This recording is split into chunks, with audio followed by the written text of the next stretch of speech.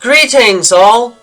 Today, we will be examining the uncommon fairy-type Pokemon Spritzee, the Perfume Pokémon, and its rare evolution Aromatisse, the Fragrance Pokémon.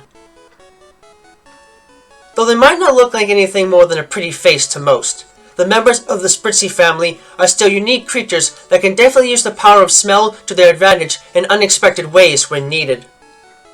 Spritzee have small, bulbous bodies that are covered in fluffy pink hair that coats their wing-like upper limbs and forms a swirl of hair at the top of their head, the only limbs not covered by hair being their digitless purple legs. Their grey faces have a large hooked nose, as well as large orange eyes that are marked with a thick brush of eyelash hair on the sides of their eyes, their mouths being too small to see easily outright. Their evolved form, Aromatisse, have the same color of hair on their bodies, but the pink only extends down around their lower torso, the rest of their form being covered in fluffy purple hair that wisps upward near the top of their head, around their ears, and the yellow interiors, also having a black bow tie-like structure on their behind. They have a series of 3 digits on each of their exposed forelimbs, with tiny white claws in their hands, and while they retain the same facial form and color as their pre-evolved form, they have an overall more humanoid appearance in their stature, being completely bipedal in their stance and overall motion. The members of the Spritzee and Swirlix families are unique among fairy types in that they are actually believed to be genetically related to some degree. This is most prominent in regards to their specialty powers in battle, as they are both designed to take advantage of smell, though in 2 completely different ways. In the case of the Spritzee family, their appearances are supposed to resemble birds, and they are biologically designed primarily to use smell to their advantage to survive in the wild. These creatures are able to give off strong aromas in and outside of battle in order to change the perceptions of their opponents and even humans, eliciting either positive or negative reactions as the aroma changes depending upon their diet, using a special scent pouch contained within their bodies. Unlike the members of the Swirlix family, these beasts are generally special attackers in most cases, as the only physical attack they learn naturally is the flail attack. This seems to work just fine for them though, as the decent special offenses enable them to deal considerable damage with the few direct damage moves they learn, particularly Psychic and Moonblast. Their special defenses are also quite decent, and they have plenty of HP to sustain damage with. The only real problem is that both Spritzee and the evolved form Aromatisse are quite slow and do not have the best of dodging skills when in a heated confrontation. Regardless though, the Pokemon under these 2 families are surprisingly friendly even in the wild and are quite easy to raise, making them the perfect addition to any team looking for a bit of fairy-type power to save the day. Their penchant for caring for others above themselves can be easily seen in their possession of the healer ability as their only base ability, but those that produce extremely potent aromas from their bodies can also potentially have access to the rare aroma veil ability as a hidden ability. As far as the stats are concerned, in the case of Aromatisse, these creatures are not the fastest out there and fall a bit behind when it comes to their physical attributes as well as the defenses as a whole, so most of the base stats are below average for a fully evolved fairy-type Pokemon.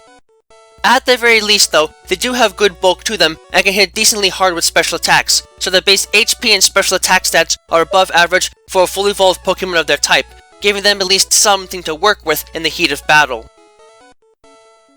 Spritzee are extremely friendly creatures that love interacting with the environment, especially when it comes to pleasant smells. These creatures are unique in that their digestive system works much more slowly than one might expect, and has the effect of distilling anything that they eat. The distilled material is then vaporized in a special pouch attached to their stomach and released from pores in their skin, creating a variety of different aromas that change depending upon what they ate most recently. In the vast majority of cases, the scent that wafts from their body is quite pleasant and strong enough to mask almost any other type of fragrance without being too much for the human nose to handle. In classical times, noble ladies in the Kalos region often eschewed perfume in favor of Spritzee, as they're able to produce vibrant and rapturing scents that have yet to be reproduced in laboratories even in the modern day. In battle, these creatures are limited to only a few damaging moves, and most of them are not even powerful enough to put a scratch on opponents that are not inherently weak to them. At the very least though, these creatures can spray strong aromas at a target when angry, hoping to overwhelm their opponent with the smell even if it doesn't usually prove to be all that effective. Even so, these beasts are still quite lively and will gladly give it their all in battle, even if they might be fairly limited in their combat potential outside of supporting roles that make the most of their potential abilities. Spritzee are normally unable to actually evolve, but radical mutation can occur thanks to a held item known as the sachet. The sachet itself consists of a small pouch filled with a powdery mixture of material created from crushing over a dozen different types of plants native to the Kalos region into a powder that gives off an incredible aroma too strong for most people to handle.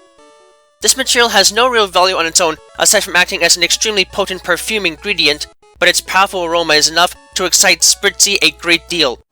The strong attraction between the two is cemented permanently if a Spritzee is traded while holding a sachet, as unique energy fields in a trading device will react with the beast's very force, fusing the powder into it physically and enabling it to evolve into Aromatisse.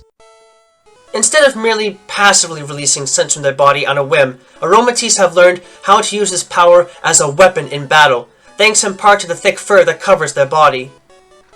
This fur is in fact a super durable microfactory that can convert chemicals the beasts release from their pores into a variety of vaporized chemical aromas that are dependent upon what compounds are released and in what concentrations, which ties into their capacity to learn the aromatic mist, heal pulse, and psych-up techniques after evolving.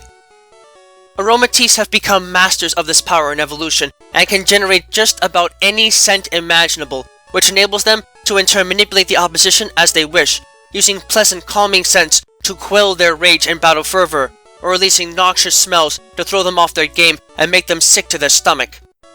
Unfortunately for both other Pokemon and trainers, the intensity of these scents is always extremely high regardless of the situation, making them so overpowering that they can eventually make their partners lose their sense of smell, so only trainers that can learn to enjoy the natural body odor of these beasts will ever be able to handle raising them. In turn, great caution is recommended in facing these beasts on a tactical level, as they are more than capable of swinging a battle in their favor when needed with these overpowering aromas. While they might not be among the most conventionally strong beasts out there, the members of the Spritzee family are unique creatures that can definitely make life interesting for those with a sensitive nose. You might have to go out of your way to get them to fully realize their potential, but if you need something that can overwhelm the olfactory senses of an opponent, you won't find creatures as gifted at doing so elsewhere. Just do yourself a favor and make sure to keep your nose plugged if you have to get close to one of these critters. Otherwise, their powerful scent might drive you to become little more than a puppet to them, if you can even smell much of anything at all afterwards.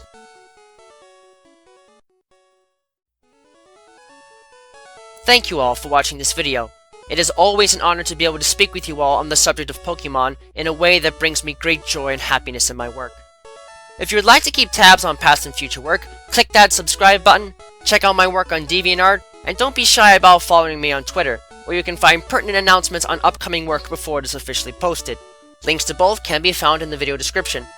If you would like to support my work and help Miguel and I continue to produce more content for you and improve upon our presentation, please visit us at my Patreon page, which you can also find a link to in the video description. Yeah, no. With that, I thank you for watching and I wish you well.